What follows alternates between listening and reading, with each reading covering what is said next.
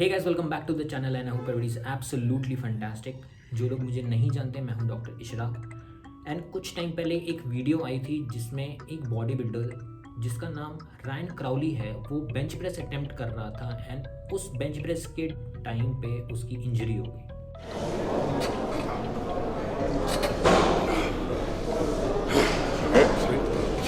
Let's go. Yeah. Come on. Stay with me. Stay with me. Yes. Let's go. I'm here. You've got you. What? No. Let's go. Yeah. Come on. Stay with me. Stay with me. Yes. Let's go. I'm here. You've got you. No. ये video जो थी वो Larry wheels ने upload करी थी, क्योंकि साथ में जो बंदा दिख रहा है इस वीडियो में वो लैरी व्हील्स है जो उसको सपोर्ट कर रहा था। जिस टाइम पे ये इंजरी हुई उस टाइम पे ये एक हैवी बेंच प्रेस लगा रहे थे, 220 kgs का इंक्लाइंड बेंच प्रेस लगा रहे थे, जिसमें लैरी व्हील्स जो थे वो सपोर्ट कर रहे थे।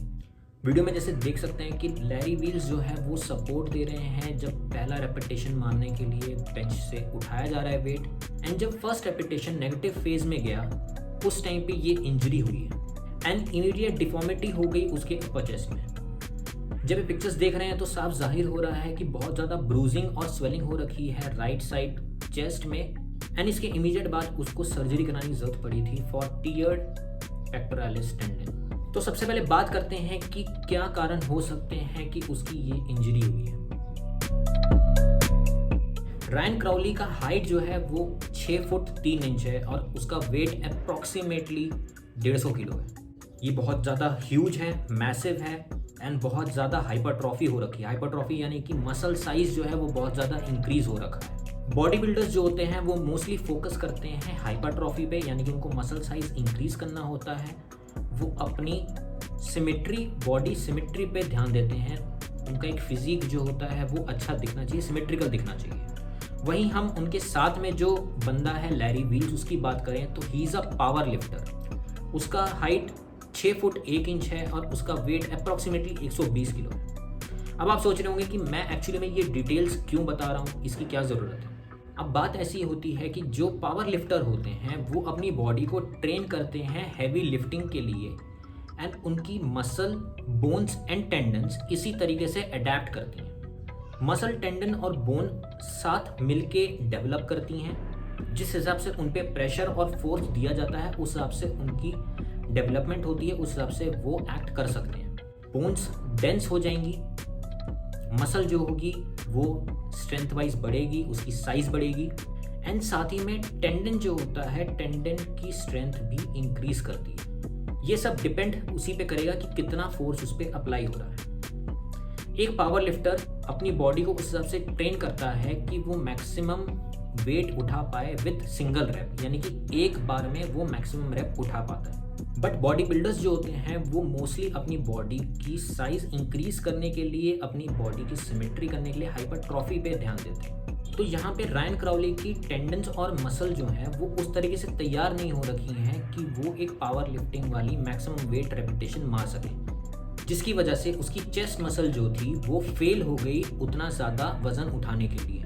एंड जब उसकी मसल जो थी वो अपने वीकेस्ट पोजीशन में पहुंची तो वहाँ पे टियर हो गया। ये पोजीशन जो होती है वो बहुत वीकेस्ट होती है जब मसल एक ही टाइम पे कॉन्ट्रैक्ट भी कर रही है और लेंथन भी कर रही है। फोटो में जिस हिसाब से हम देख सकते हैं तो मोस्ट प्रोबेबली ये जो इंजरी हुई है वो स्टर्नोकॉस्टल हेड की हुई है, जिसका इंसर्शन जो होता है वो आपके ह्यूमरस बोन, यानी कि जो आपके हाथ की ऊपर वाली हड्डी होती है वो ह्यूमरस होती है, उसमें जाके वो इंसर्ट होती है। जब इस तरह की इंजरी होती है तो इम्पॉर्टेंट ये होता है कि कौन सी लोकेशन पे हुई है इंजरी, ये पता करना बहुत ज़्यादा ज़रूरी है। अब ये जो है वो मसल की बेली में भी हो सकता है, मसल और टेंडन के जंक्शन पे हो सकता है, या टेंडन पे भी हो सकता है। अब ये बात मैं इसलिए कह रहा हूँ क्योंकि रिकवरी किस हिसाब से आगे बढ़ेगी ये आपके साइड पे बहुत ज़्यादा डिपेंडेंट हो जाता है। अगर किसी का टेंडन स्नैप होता है या टेंडन टियर होता है तो यूजुअली एक गन शॉट साउंड आती है। अगर सपोज इंजरी जो है वो मसल बेली पे हो रहा है तो बहुत ज़्यादा मुश्किल हो जाता है ताकि उसको रिपेयर कर पाएँ।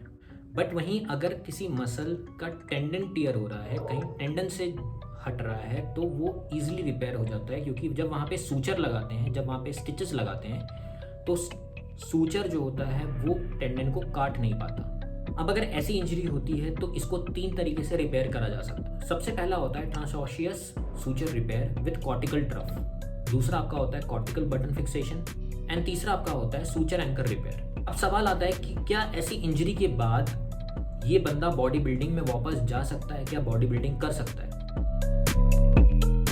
तो जब भी ऐसी इंजरी को रिपेयर किया जाता है तो रिपेयर का मोटिव ये होता है कि उस मसल की, उस टेंडन की आप नॉर्मल फंक्शनैलिटी को वापस से रिस्टोर कर दें। मतलब कि एक नॉर्मल बंदा जिस हिसाब से कामकाज करेगा उस हिसाब से उसके फंक्शन आ जाएंगे। बट जहाँ हम क्राउली की बात करते हैं तो he is not a normal person. वो एक बॉडी बिल्डर है जिसने अपना साइज एक एवरेज ह्यूमन बीइंग से ज़्यादा बना रखा है। तो अगर कोई ऑर्थोपेडिक सर्जन होगा तो वो तो रेकमेंड नहीं करेगा कि ये बंदा वापस से बॉडी बिल्डिंग करे, क्योंकि बॉडी बिल्डिंग में आपको ज़्यादा वेट उठाना पड़ेगा, ज़्यादा लोड डालना पड़ेगा अपनी मसल्स पे, एंड ऑब्वियसली ये नॉर्मल इंसान के कामकाज के जितना नहीं होता है। ऐसी इंजरी के बाद वापस से सेम इंजरी होने के चांसेस जो होते हैं वो होते हैं 4 to 7%। बट ये 4 to 7% जो होता है वो नॉर्मल पॉपुलेशन में होता है, एंड क्राउली जो है वो नॉर्मल पॉपुलेशन में बिलोंग नहीं करता है, क्योंकि उसकी नॉर्मल फिजियोलॉजी जो है वो एक एवरेज ह्यूमन बीइंग की तरह नहीं है। तो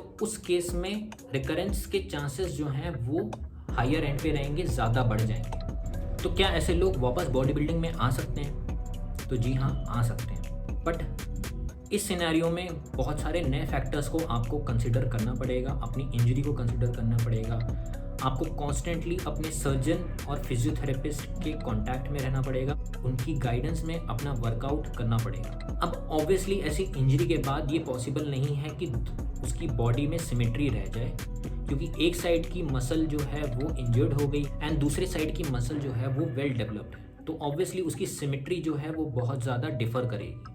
and body building is all about कि आप एक परफेक्ट फिजिक डेवलप कर पाएँ जो कि सिमेट्रिकल दिखे, अच्छी दिखे। एंड इस केस में एक साइड यानी कि राइट साइड की उसकी शोल्डर की स्ट्रेंथ एंड चेस्ट की स्ट्रेंथ जो होगी वो कम हो जाएगी, फ्लेक्सिबिलिटी कम हो जाएगी एंड साइज डेफिनेटली कम हो जाएगा। रिहैब में रिकवर करने के लिए अप्रॉक्सीमेटली ऐसे सिनेरियो में 6 महीने लगते हैं एंड फिजिक को वापस से सिमेट्रिकल लाने के लिए अप्रॉक्सीमेटली 1 साल लग जाएगा।